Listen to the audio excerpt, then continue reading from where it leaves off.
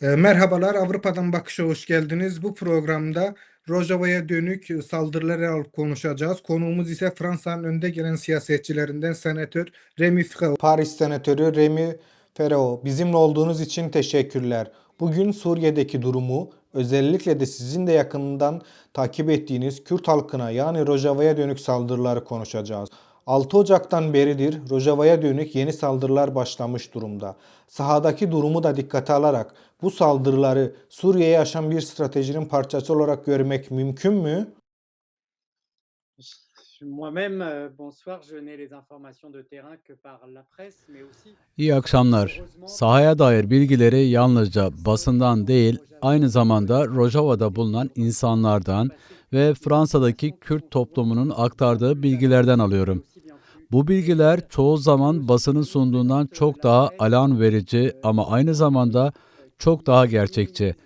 Basın, saldırıların, suçların ve Kürtlerin hepimizin karşı karşıya olduğu tehlikelerin gerçek boyutunu sıklıkla küçümsüyor. Basın derin biçimde İslamcı ve cihatçı kalmış olan yeni Suriye rejimini son derece sterilize edilmiş bir biçimde sunuyor. Evet, Fransız bir senatör olarak geçtiğimiz haftalarda Senato'da hükümete yönettiğim sorularla hükümeti uyardım.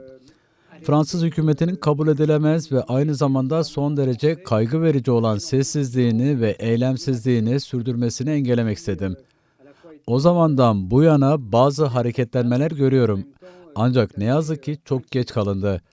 Açıkça görülüyor ki Erdoğan, cihatçılar ve yeni Suriye rejimi, uluslararası gündemin Grönland, Ukrayna ve İran üzerine yoğunlaştığı son derece karmaşık bir durumdan faydalanarak Rojava aleyhine hamlelerini ilerlettiler. sur le Groenland, sur l'Ukraine, sur l'Iran, pour avancer leurs pions au détriment du Rojava.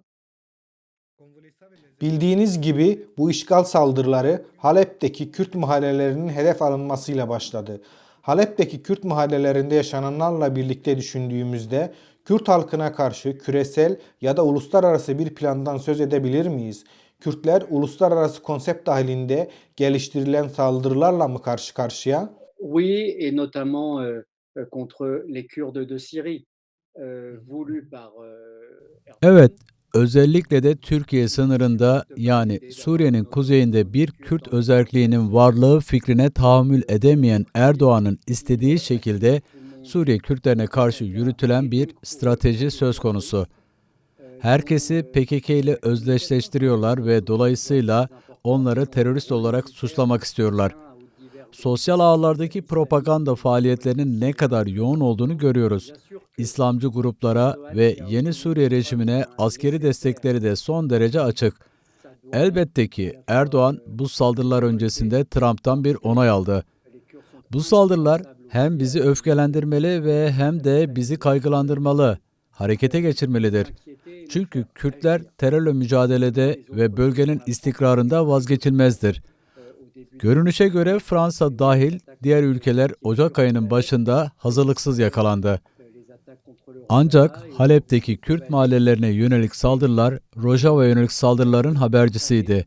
Bugün Kobani kuşatılmış ve neredeyse aç bırakılmış durumda. Eğer bir şeyler değişmezse, yarın Suriye'nin kuzeyindeki diğer Kürt yerleşim bölgeleri de hedef olacaktır.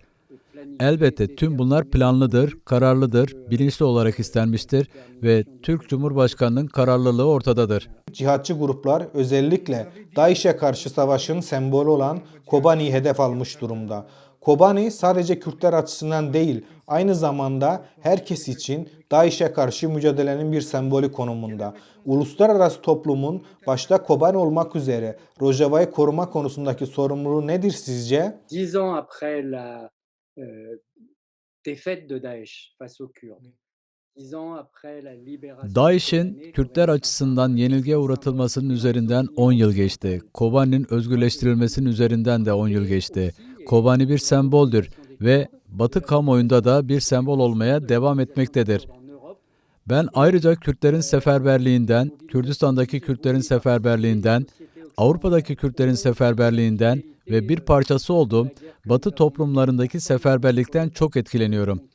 Bu aynı zamanda DAEŞ'e karşı birlikte yürüttüğümüz savaşa sadakatin bir ifadesidir.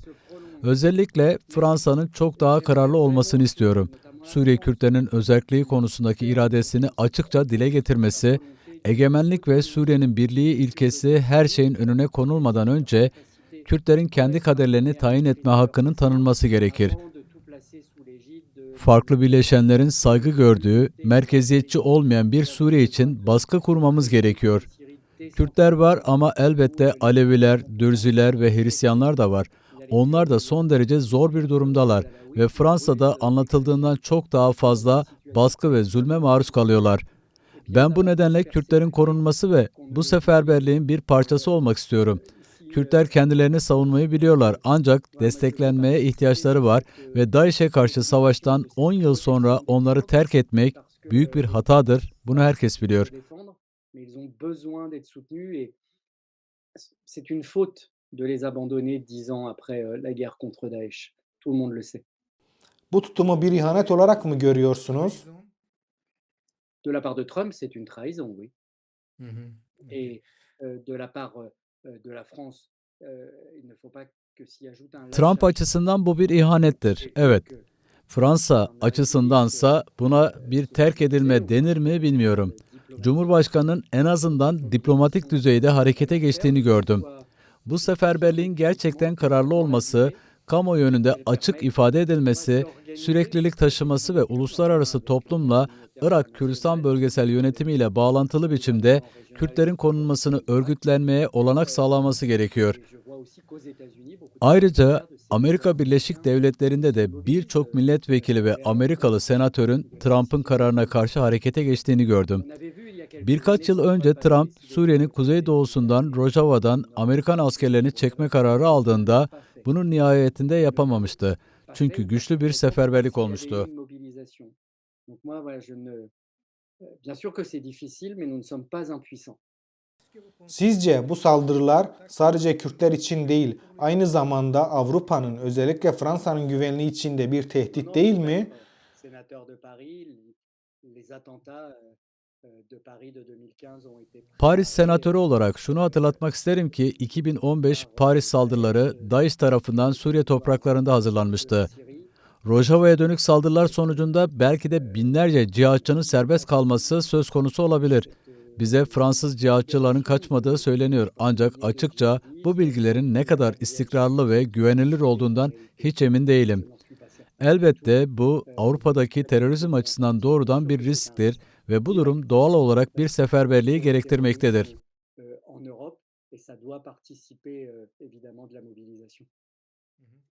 Rojava'ya dönük saldırılarla birlikte tekrardan Kürt meselesi gündeme gelmiş durumda. Birçok kesim Kürtlerin kendi kaderini, tayin hakkının yeniden gündeme getirilmesinin zamanı geldiğini söylüyor. Bu fikre katılıyor musunuz veya ne demek istersiniz? Je suis favorable à l'autonomie des Kurdes, à leur capacité à faire vivre leur culture, à être libres dans les 4 États où ils Ben sont Kürtlerin présents. özerkliğinden yanayım. Notamment, Kültürlerini yaşatma haklarını, bulundukları 4 devlette özgür olmalarını savunuyorum. indispensable dans la Elbette survie de bu demain. C'est yarının possible. Suriye'si için mutlak surette vazgeçilmezdir. Bunun mümkün olduğunu görüyoruz. Her ne kadar çok zor ve yetersiz olsa da Irak Kürdistan'ı örneği bunu yaklaşık 20 yıldır göstermektedir. Uzun vadede de elbette daha ileriye gidilmesini umut ediyorum. Kürtler dünyada devleti olmayan en büyük halktır. Lozan Antlaşması'ndan bu yana yani bir asrı aşkın süredir Kürtlerin bu ulusal kaderinin önü kesilmiştir. Ancak her şeyin bir zamanı vardır. Bugünün dünyasında esas olan merkeziyetçi olmayan, farklı bileşenlerin özerkliğine saygı duyan bir Suriye'nin vazgeçilmez olduğunu vurgulamaktır. Buna karşılık merkezi bir devlet modeli bu özerkliği tanımamakta. Üstelik başında kökleri İslamcı milislerden olan derin biçimde İslamcı bir iktidar bulunmaktadır ve bu iktidar her geçen gün gerçek yüzünü biraz daha açık etmektedir. Inscrit dans ses racines dans les milices islamistes et qui dévoile chaque jour un peu plus son vrai visage. Daha öncekiler gibi Rojava'ya dönük saldırıların arkasındaki temel ve destekleyici gücün Türkiye olduğu açığa çıktı.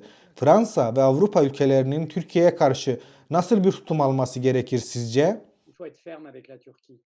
Sinon, là, ce qui se passe à Türkiye'ye Chypre, karşı kararlı olunmalıdır. Yoksa Kıbrıs'ta, Karabağ'da ve Suriye'de yaşananlar tekrar olur. Türkiye'nin NATO üyesi olan büyük bir ülke olduğunu, merkezi bir jeostratejik konuma ve çok büyük bir etkiye sahip bulunduğunu biliyorum.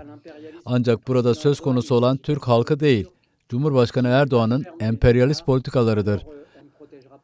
En baştan kararlı olunmazsa Kürtleri mümkün olduğunca silmeyi hedefleyen bu iradeye karşı onları koruyamayız. Çünkü bu yaklaşım Erdoğan'ın siyasetinde derin biçimde yerleşmiş. Dolayısıyla evet, Türk Cumhurbaşkanı'na karşı kararlı olunmalıdır. Paris Senatörü Remy Ferro, konuğumuz olduğunuz için teşekkürler. Rojava'nın korunması noktasında Fransa kamuoyuna ve uluslararası kamuoyuna vermek istediğiniz bir mesaj var mı? Fransa'da Rojava'nın korunması, Kürtlerin korunması ve Kürtler için vazgeçilmez olan, aynı zamanda Orta Doğu'nun tamamı için gerçek bir umut teşkil eden, daha demokratik, daha eşitlikçi bir toplum modelinin savunulması için yürütülen seferberliğin bir parçası olmak gerekir. Yaşananlar karşısında hem son derece kaygılıyım hem de derinden sarsılmış durumdayım. Ama buna karşın Kürtler için gösterilen bu seferberlikten de çok etkileniyorum.